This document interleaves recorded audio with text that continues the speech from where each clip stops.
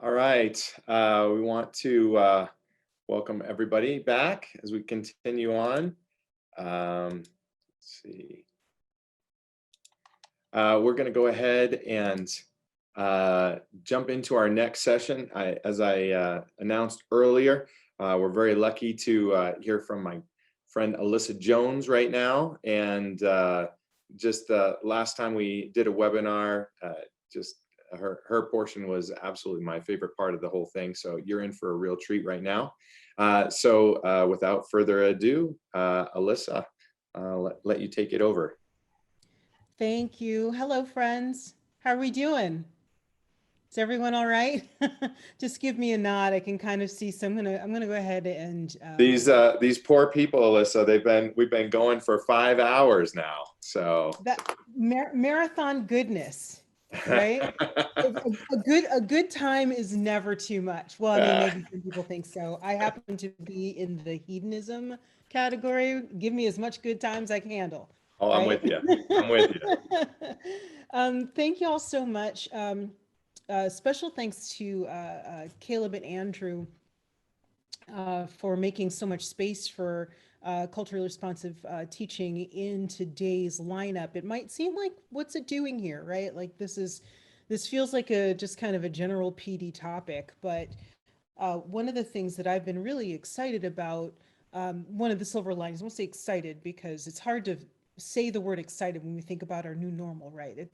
We don't really think about the word excited, but no, maybe a little bit, because what's happened is we have this opportunity to kind of think more expansively, think a little more deeply around what does it mean to engage our students. We get to think about the students we have in front of us a different way, right? What are their needs really? How do we, so now that the compulsory things are gone, they don't have to be in a room with us physically, they don't have to go in a building and make the best of it, right? So we get to know our students in a better way, in a different way. I'll say different, in that they're now coming to us with the truth about all of the things that they are, right? All of the good things and all the things they're working on as people. So that's one area where I think of culturally responsive teaching as a way to really kind of get at that, right? Um, the knee-jerk kind of thought about culturally responsive teaching is that we're thinking about people other than us, or people we don't have in the room, or people we don't have in large numbers in the room. I'm here to tell you that it's really about everyone.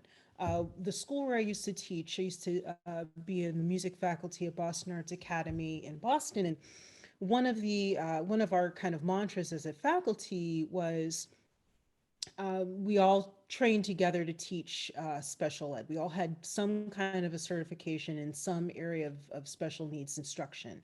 Mine was in reading, teaching low readers. But we all really trained really hard to apply all of the strategies that you would apply um, for someone who needs, who's on IEP, who needs more time, all of that, because teaching to the special needs population is just good teaching for everyone. Those strategies for a heterogeneous classroom apply across the board, and then just make for a richer learning experience for every student in the room. The same is it holds true for culturally responsive teaching.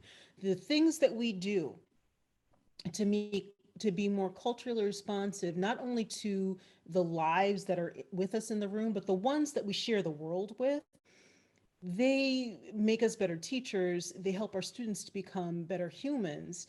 And it gives us a space where we can all learn together. No one expects you to have all the answers about a culture you don't come from.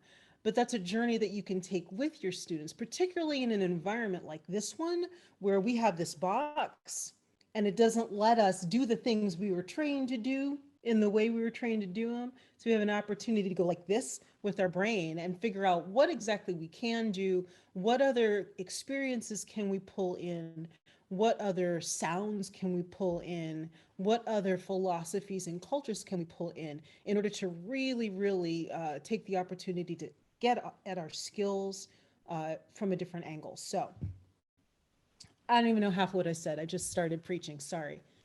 So tomorrow's Sunday. I'll save the pulpit for then. Maybe not. I don't know. You usually get one out of me. So that was sermon number one. Let's go on ahead and get started. What I'd love to do is just kind of take you through an overview. I'm not sure how many of you were at that original webinar earlier this fall, or who have seen some of the videos around, or maybe had some culturally responsive practice or teaching. Thanks, Kayla. Kayla's like, go on and preach. Um, I'm not sure how many, what the level is of exposure, experience, or confidence with culturally responsive practice in the room. So this is where we kind of get a temperature test. We're going to spend the bulk of our time talking with each other. When I say we, I mean you, to each other. That's the fun part of this part of the session, is that the next several hours you're going to have a chance to be in rooms with people, and so we might as well start by thinking about ourselves. Right. So, what is it about us that brought us to music in the first place? And how do we recreate that fire and joy, right, in our Zoom rooms with our students and in our thinking when we think about all the different ways we want to engage them? So, I'm going to go through a quick overview of culturally responsive teaching as I define it, my working knowledge, my working practices now as a teacher trainer. What is it that I think about? So it's all informed by the research that's out there, but kind of digested in a way that helps me understand it, and hopefully will help you all too. Or if you already are CRT veterans, maybe give you a different way to think about it, talk about it. So I'm gonna go ahead and share my screen, do the awkward screen share moment that we all know and love. That's the other piece about this new normal, is that now you don't have to be like sexy Disney with all of the magic. You can just do it because everyone knows all the process, which is really great. All right, so this is me. This is where to get me. Please feel free to be in touch. Also, drop links in the chat for you. I'm going to pull this up for myself so I can see better, right? See all your faces. So we're going to spend actually a little less time since I decided to do a sermon instead. So I'm going to roll through this overview very quickly. I really want you to spend as much time as possible. I know this is not the 30-minute conversation. This is the process that I do with folks, whether we have a short time or a longer one. So just know we're not going to spend 30 minutes. It'll be more like 10, 15, but you'll get the idea. And then we'll wrap it up very quickly with some summary thoughts that I have, and maybe pulling some summaries from the breakout rooms. Okay. So first I'd like to kind of give you some context as I hold it, and then the continuum that I think about when I'm thinking about my practice and talking with others about theirs. So first of all, how do you define culturally responsive teaching? These are things that I just kind of want you to think about before we go into the breakout rooms. What within your current practice feels culturally responsive? What excites you about culturally responsive teaching? And what are your questions, challenges, or dilemmas? So these are just things to think about. I'll make this slide deck available also for you all, and pop that in the chat by the end of today for you. So why culturally responsive teaching? If we had time, I would show a video called Intersectionality 101. But basically, when you get the deck, you'll be able to click it. But basically, the concept of intersectionality really talks about thinking about the multi-dimensional humans in front of you, right? When we think of others in terms of their otherness, a lot of times we kind of pigeonhole someone who's black is black. And my experience and my knowledge and understanding of Black culture is what that person is, full stop, right? Over here, I have someone who is hard of hearing, and my perceptions about what that means and is what that student is to me, full stop. Culturally responsive teaching, music teaching, practice in general, helps us to go beyond that, right? So we take away this kind of two-dimensional thought about who others are, whether they're in our room or not, and really think about, well, what are all of the things at play, right? Where are the points where I might have something in common? What are the experiences that are different between us? Trying to look at all those levels. So if I speak from the I, so here you see African American, raised in the suburbs, Lutheran, piano major, turned vocalist, turned composer, right? And so there are things in all of those, and there's more. But there are things in all of this that might be at odds with what one might think of when they look at me, right? Certainly when I'm standing on a stage, there's certain expectations people have of me. Like, oh, here comes the big black girl. She's going to wail and holler like a gospel singer. Actually, no, my voice doesn't do that, right? It just doesn't. I wasn't blessed with that sound. It does other things, right? My training doesn't do that, right? I was trained to be an opera singer, and I put it away and decided to do jazz instead. So that kind of thing, right? So when we're looking at our kids, what are the things that we're thinking about that are creating kind of a two-dimensional otherness picture? And then how do we build relationships that challenge that so that we can get the full story, right? Culturally responsive teaching, what is it? Here is the textbook definition. Culturally responsive teaching is a pedagogy that recognizes the importance of including students' cultural references in all aspects of learning. Intersectionality, if we go back, take it back a step, lets us know or reminds us that these cultural references are multidimensional, right? So we need not full stop at what we think we see in front of us. There are more layers than that, and our job is to kind of get at all of those as best we can. So with that, we're going to slide over to my favorite part, which is the continuum. I love this thing. I'm not patting my own back, even though I kind of tickled at it. I'm okay, fine, I'm patting my own back, but it's really fun. I love this thing. So we're going to work together to rephrase the textbook definition in words that come from your experience and hope. So first, we're going to give it some context. So this continuum starts with representation. Then we think about relevance. And then we think about responsiveness, right?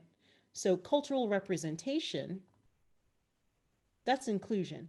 That's ensuring that all students see people like themselves in the curriculum. Relevance is alignment. That's choosing topics that speak to students' lives outside the classroom. In our case, for this purpose, we're talking about repertoire, right? So inclusive repertoire says, oh, let's make sure we have some Latinx composers on the program this semester, right?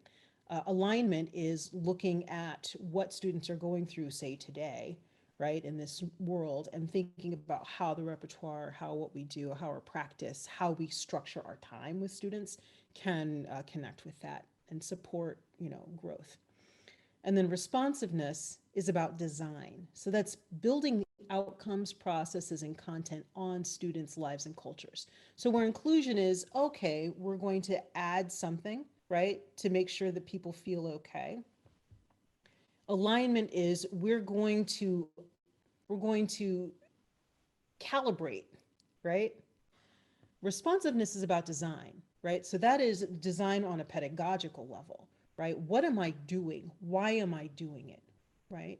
And if the why doesn't fit the people in the room, it's really okay not to do it. It's really okay to choose something else. The canon would have us say no, but we can add to the canon. It wasn't born that way. It developed over time, right? So the concert canon, our pedagogical canon, our canonical thinking, I say that a lot, the word canon, canonical, we can evolve these, right? They weren't born fully formed.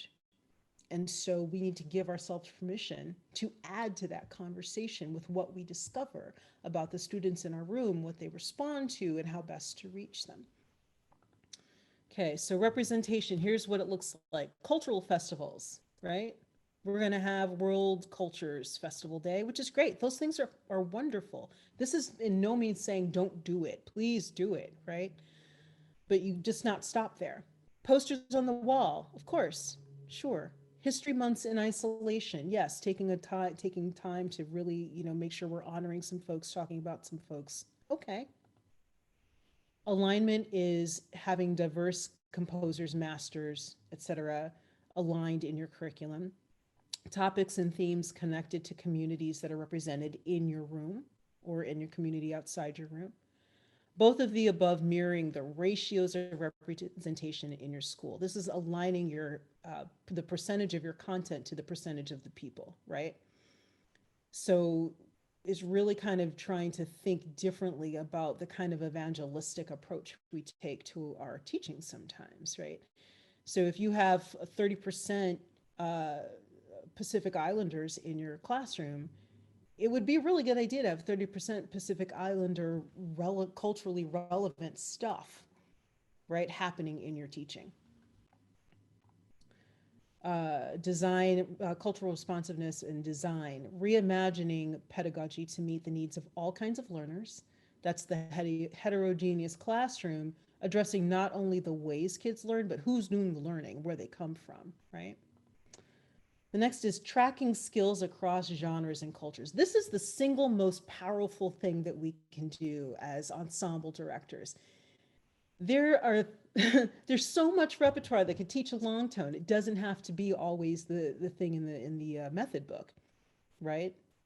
That's why we have so many method books, because everybody picks different stuff. Well, you can too. So what other kinds of music? Man, Earth, Wind, and Fire is good for some long tones. Try that out, right? If that's something that geeks you out a little bit, right? What is it that you can do differently that does the same skill? And unothering, there's that word canonical, non-canonical spaces, right? So we talk a lot in NAFME about mariachi and modern band. And guitar ensemble is now kind of coming up into the process there. So these are non-canonical spaces. We're in the process of unothering them. In other words, creating an equitable space for them, working toward creating an equitable space for these ensembles on the national stage, with the hope that maybe that will help on the state level, the same things happening, which will then give, at the school level, teachers an opportunity to really kind of do the things that maybe they think they don't have time to do, haven't had a chance to do. So, moving on. This is my favorite part.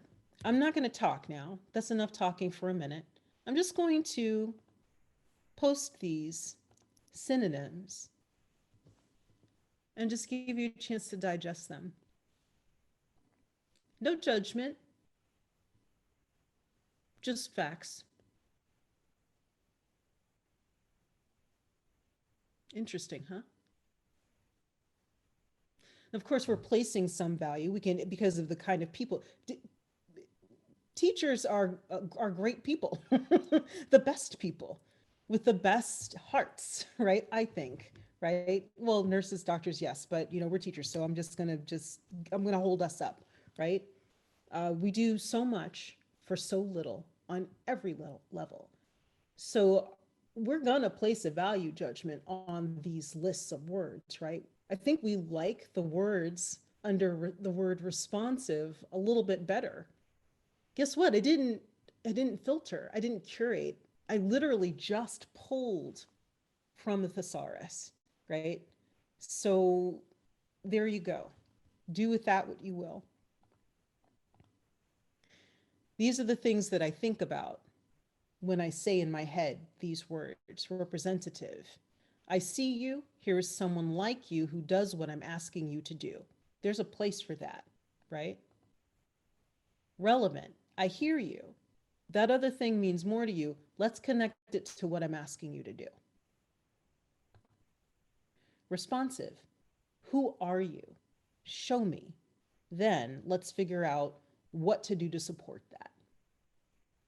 Again, draw your own conclusions, have your own internal moment, internal conversation about this.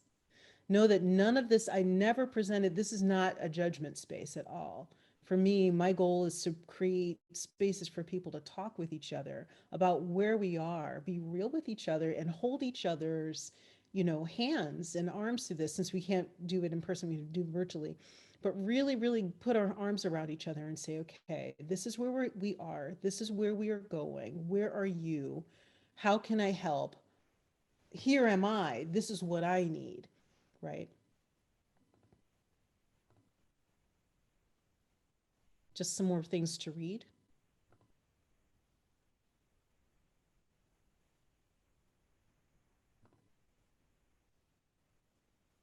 a conversation between the canon and students' cultures and identities. Not a replacement, not a finger wag at anybody.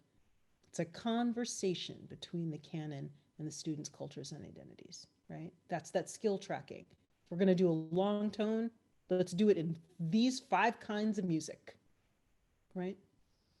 Take the time to do that.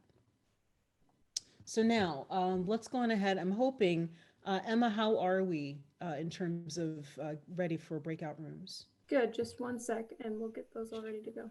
Did I give you enough time? Yes, plenty of time. Great, great. I feel like we're running late too, because I did sermonize a little bit too much. I'm sorry about that. So, Caleb or Andrew, do you want to advise? It says we've got like 5 minutes left in my segment. I don't want to run over. I think What do you we're recommend? okay. I think we're okay. I mean, I think this is important for us to be able to have some time to discuss. Do you think we could do 10 minutes of breakout and 5 minutes wrap up if we Yeah, went past the hour? sure. That would Okay. be great. Yeah. Okay. To anyone I'm hijacking, thank you. I owe you. Oh, it's just I'm just going to shorten my wrap up. It's just me, so you're Okay, fine. great. Well, then I really owe you. We'll talk later.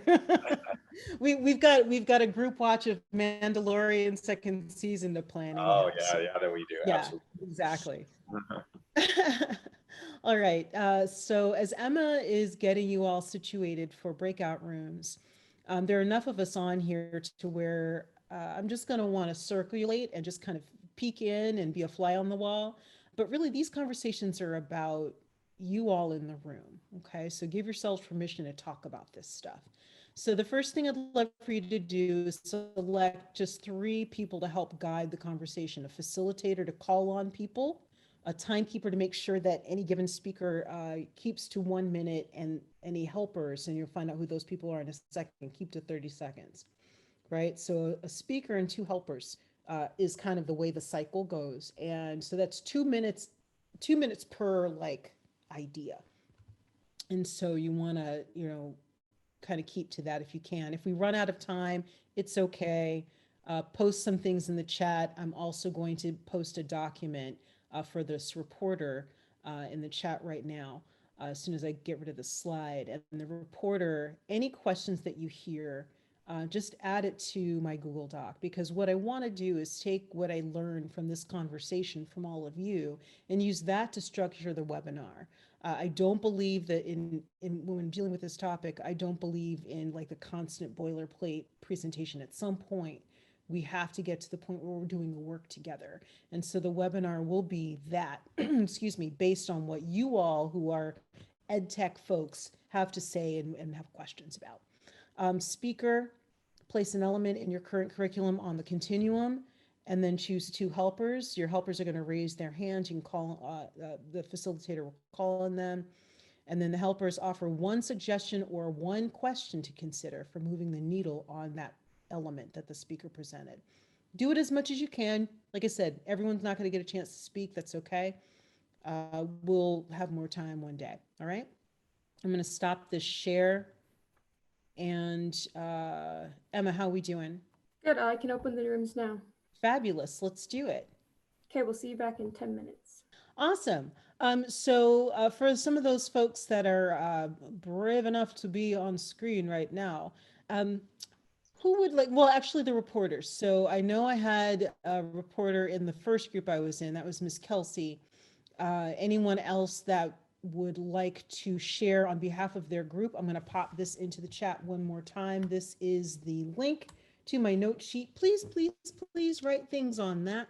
And if you weren't a reporter and you want to write things on that, questions, ideas that you want to see covered in the webinar, and even if you can't come to the webinar, I still want to talk about those things anyway because you're here, right? So being present does not mean you don't have to be present to win. Right? So let's go on ahead and just everybody dump stuff into that document. That would be just really great. So why don't I start with Kelsey, since I voluntold her the first time. And if you wouldn't just mind just sharing a few thoughts that came out of your session. Sure. So we talked about one of the questions that came up was, as you have bigger class sizes, how do you connect with students with their specific cultures? We talked about how it's easier to do with one-on-one lessons. And then some ideas that came up were one district has small group instruction in the afternoons, and they use that for sectionals, so getting to know those kids more individually in smaller groups. And then also another person creates sort of a year of instruction around a different culture, since we do see kids for multiple years in a row. It's not every concert, but it's sort of a bigger spectrum around each culture of music. And then also getting student input on programming and repertoire choices and asking what they want to know more about. Beautiful. Those are some great things. I'm going to not editorialize because it'll suck up time, but I'm super excited about all that stuff. Anyone from another group want to just give a quick 1 minute? Would you talk about what was some cool things that came up?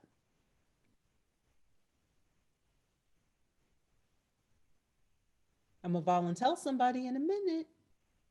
Andrew, you want to speak on behalf of the group you were in?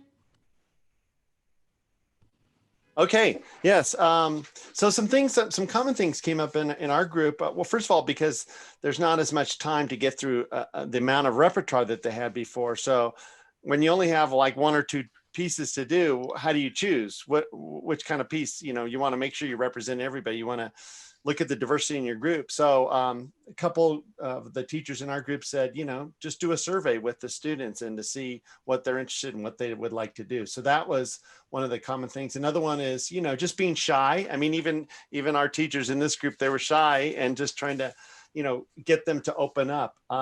Another one suggestion from Mike was bringing in pictures of major performers, both from the classic era and modern era, that look very diverse. And on top of that, also bring in diverse clinicians to actually share music, so they get to see different people coming in, and they look at pictures up on the wall from that as well.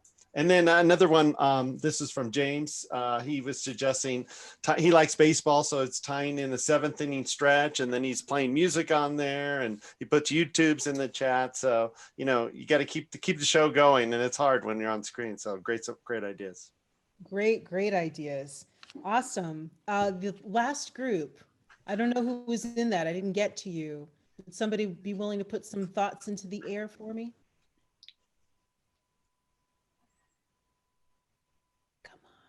It's not scary. Look at all the friendly faces. Hi, I'll chime in. Yay. My name's Erin. We just had a few good relevant questions. We were talking about how we address diversity, particularly with a large Asian population, because when you're thinking about the continent Asia, it's very diverse. So then how do you parse that out to speak to the different identities in the classroom? And then we also had another good question about when you have a diverse group of students in your classroom, it can be a little overwhelming to not necessarily have the resources to address all of the different identities in the classroom. And then we talked about something that I learned from you, Alyssa, which was the Institute for Composer Diversity. And so we talked about that resource you shared in your original webinar.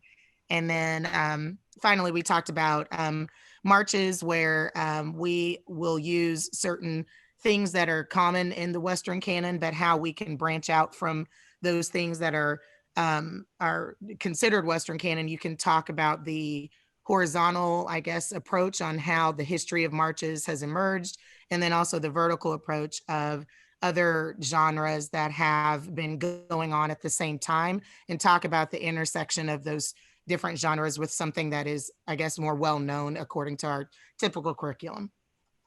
That's fantastic. The intersectionality of the curriculum itself, the intersectionality of the repertoire itself, definitely something to think about. I told you I wasn't going to editorialize, but I have to because that was wonderful. And then that gives me a chance to say thank you because we got to go. But I want to thank you all for letting me spend some time with you and to kind of go through this and give you an opportunity to talk with each other. We'll do more of that at the webinar. So I'll just, in summary, say this. We're doing this so that we can become more culturally responsive people who help raise more culturally responsive people. We need this right now, right? we're living in a vitriolic, divisive environment these days.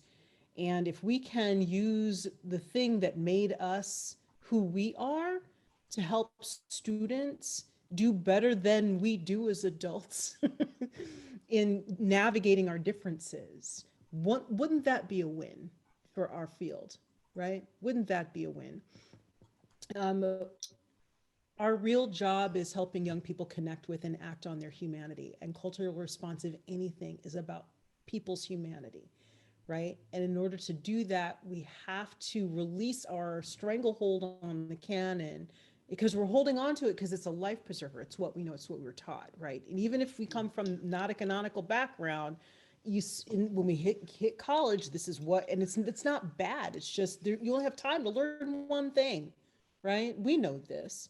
And so now, how do we then loosen that and actually start swimming, as opposed to holding on for dear life? Culturally responsive teaching is about acting on a deep belief that every experience represented in your room is as important as those we are taught to teach and those we identify as our own. I'm going to say that again, right? Culturally responsive anything is about looking outside of ourselves, how we landed where we are, and what we brought to this point. Looking outside of those things and looking at that landscape and saying, there is so much valuable here, and I'm a sliver of that, right? And it's okay to just be this big. It really is. I'm not talking about that quarantine 15 diet. Mhm. I'm talking about the space that you occupy in the shoulda, woulda, coulda, right? Shrink that up a little bit and make more room for your kids. That's my story, and I'm sticking to it. I will see you in a couple of weeks for more of this.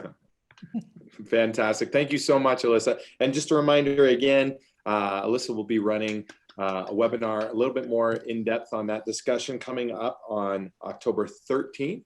And that's from 5 to 6 Eastern time. And we'll be sending you information on that so you can jump in on that as well.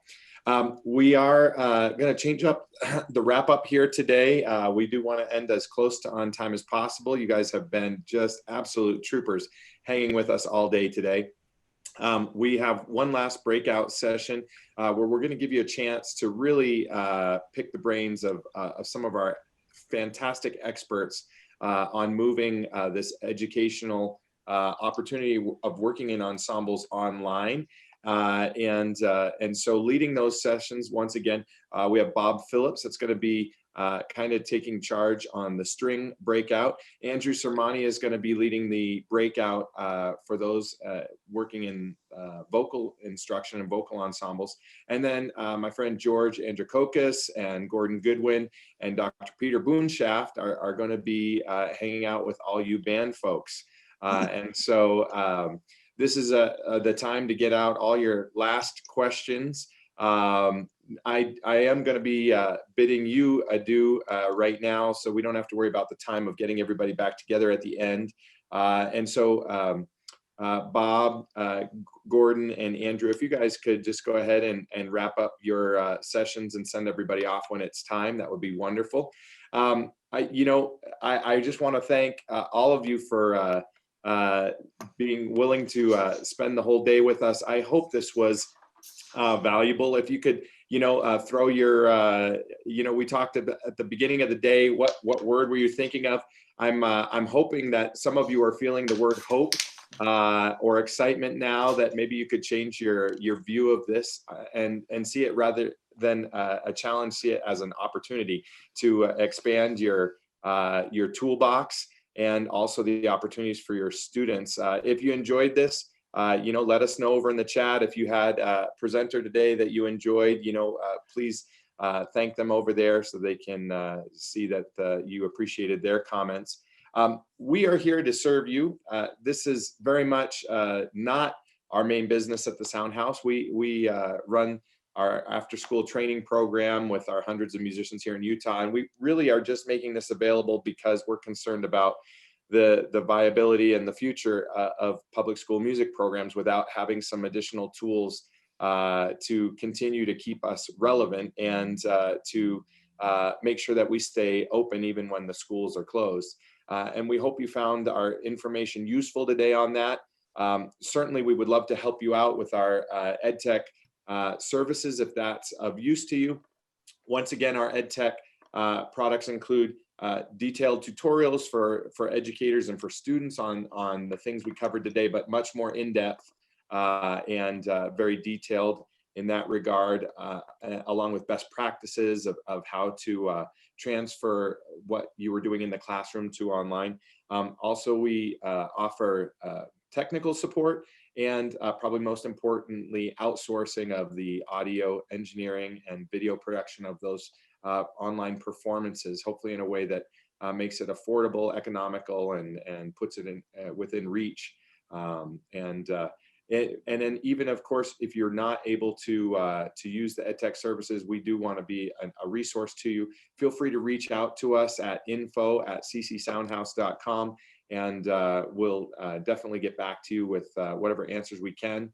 And once again, I want to thank my wonderful team of experts and everybody that joined us today. Once again, my name is Caleb Chapman, and this has been a Soundhouse production from our loving team at EdTech to you. We wish you all the very best and wish you success in everything this year, and can't wait to see the things that you're going to go out and accomplish. So with that, we're going to go ahead and break out into our finals session here, and you'll get to pick the brains of these genius session leaders that we've got for you. So thank you everybody so much for joining us, and hopefully we'll see you again soon. Have a fantastic year, and let's go make some noise. All right. Thank you so much, everybody.